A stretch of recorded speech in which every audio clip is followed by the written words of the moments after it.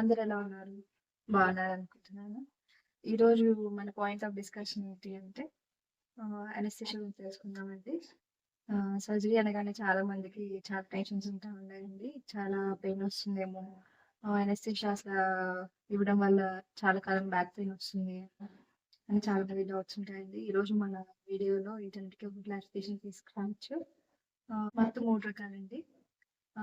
మెయిన్‌గా కన్సిడర్ చేస్తే local anaesthesia, general anaesthesia and regional anaesthesia అండి. లోకల్ అనస్థీషియా అంటే ఎక్కడైతే ఇంజెక్షన్ ఇస్తామో అక్కడి వరకు మాత్రమే పనిచేస్తుంది. ఆ ఏరియా మాత్రమే నంబ్ అయితుంది. యూజువల్లీ ఇవి చిన్న చిన్న కట్స్ లేకపోతే ఏమన్నా చిన్న చిన్న సర్జరీస్, స్మాల్ టైమ్ తక్కువ టైంలో అయిపోయే సర్జరీస్ వీటన్నిటికి లోకల్ అనస్థీషియా యూజ్ చేస్తానండి. అది కాకుండా ఇంకా ఏమేమి అనస్థీషియా ఉంటాయంటే general anaesthesia, regional anaesthesia. General అనస్థీషియాలో ఏంటంటే పేషెంట్ కాన్షియస్ గానే ఉండరండి. సర్జరీ మొత్తం కూడా ఆయన పూర్తిగా నిద్రలోకి గాఢ నిద్రలోకి పంపిస్తామండి. ఇందులో పేషెంట్ బ్రీతింగ్, హార్ట్ ఇవన్నీ కూడా డాక్టర్ కంట్రోల్‌లోనే ఉంటాయి. అన్ని రిఫ్లెక్సెస్ అన్నీ కూడా పోతాయండి. పేషెంట్‌కి అసలు ఏమీ గుర్తుండదు సర్జరీ టైంలో కూడా. సో, జనరల్ అనస్థీషియాలో ఇచ్చే డ్రగ్స్ ఏంటి? దేనికి ఏం పనిచేస్తాయనేది నెక్స్ట్ వీడియోలో చూద్దామండి. ఇంకా రీజనల్ అనస్థీషియా. రీజనల్ అనస్థీషియాలో ఏంటి అనంటే మనం ఏ నరాలైతే పెయిన్ ని క్యారీ చేస్తాయో బ్రెయిన్ కి ఆ నరాల్ని అనేది బ్లాక్ చేస్తున్నాం మనం. సెంట్రల్లీ యాక్టింగ్, పెరిఫెరల్లీ యాక్టింగ్ అని 2 టైప్స్ ఆఫ్ రీజనల్ అనస్థీషియా ఉంటాయండి.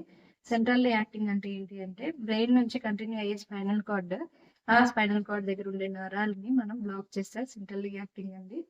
పెరిఫెరల్లీ యాక్టింగ్ ఏంటి అంటే స్పైనల్ కార్డ్ నుంచి బయటకు వచ్చి ఆర్గాన్స్ కి విడివిడిగా నర్వ్స్ అనేవి సప్లై చేస్తూ ఉంటాయండి. హ్యాండ్స్ కి ఒక టైప్ ఆఫ్ నర్వ్స్ సప్లై చేస్తూ ఉంటాయి, లెగ్స్ కి ఒక టైప్ ఆఫ్ నర్వ్స్ సప్లై చేస్తూ ఉంటాయి.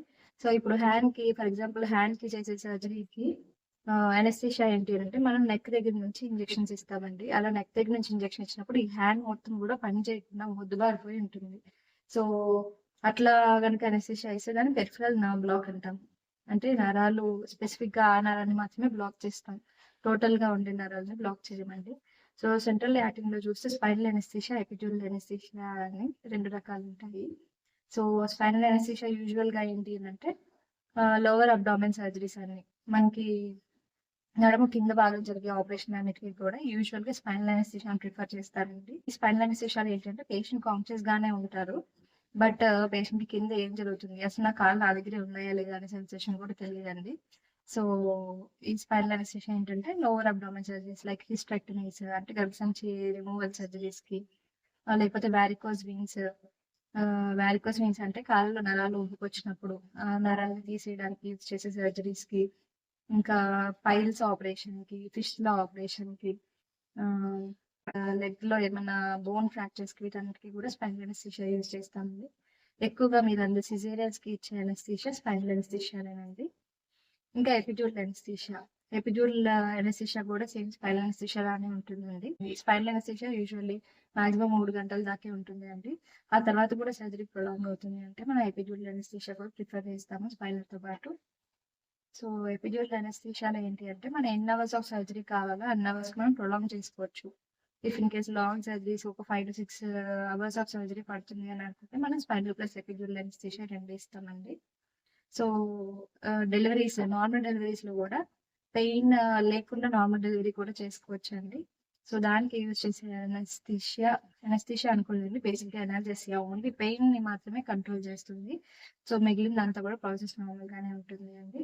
ఈ స్పైనల్ ఎపిడ్యూరల్ అనస్థీషియాలో పేషెంట్ కాన్షియస్ గానే ఉంటారు, అప్పర్ బాడీ అంతా కూడా సెన్సేషన్ తెలుస్తూనే ఉంటుంది, బట్ లోవర్ బాడీ మాత్రం ఏం తెలియదు. సో ఇవన్నీ బేసికలీ జనరల్ గా మాట్లాడుకుంటే అనస్థీషియాలో ఈ 3 రకాలు ఉంటాయండి. సో జరిగే సర్జరీని బట్టి మన ప్లాన్ ఆఫ్ అనస్థీషియా అనేది మారుతూ ఉంటుంది. ఒక్కొక్కసారి లోవర్ అబ్డామెన్ సర్జరీస్ కి కూడా జనరల్ అనస్థీషియా ఇవ్వాల్సి వస్తుంది. అది ఎప్పుడు అంటే యూజువల్లీ లాప్రోస్కోపిక్ సర్జరీస్ జరుగుతాయండి. లాప్రోస్కోపీ అనస్థీషియాలో స్పైనల్ కూడా ఇవ్వచ్చు.